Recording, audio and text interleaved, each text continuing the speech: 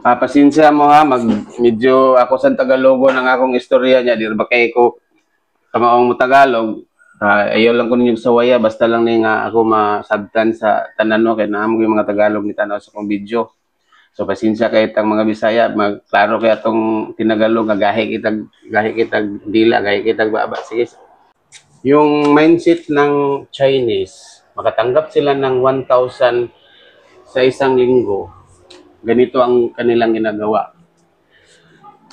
Ah, pagkatanggap nila ng 1,000, kasi pinaliwanag ko to, kasi may Chinese ako nakausap kahapon, sabi niya, kaya kayo naghirap ng mga Pinoy, kasi hindi kayo marunong mag-ipon ng pera. Tapos sinabihan ko siya, bakit po?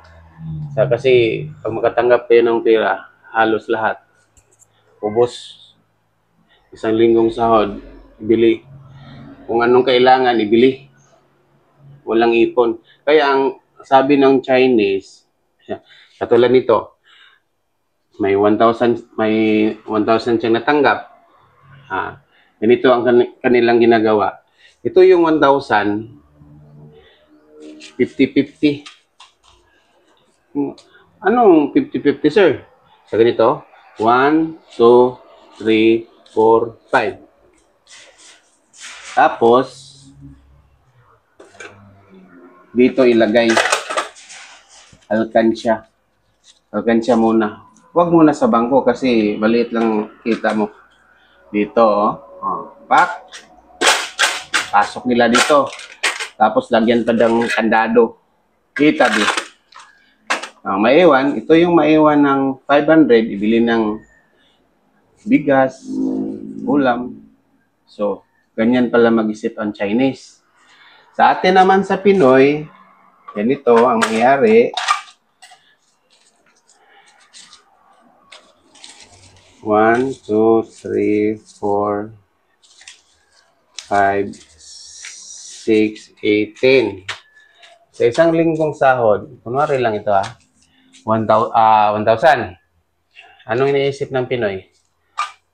Bukas, sahod na namin. Bili ako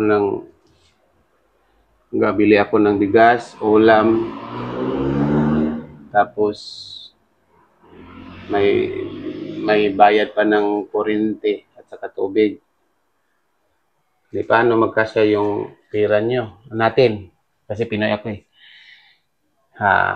Ganito ang ginagawa ng Pinoy.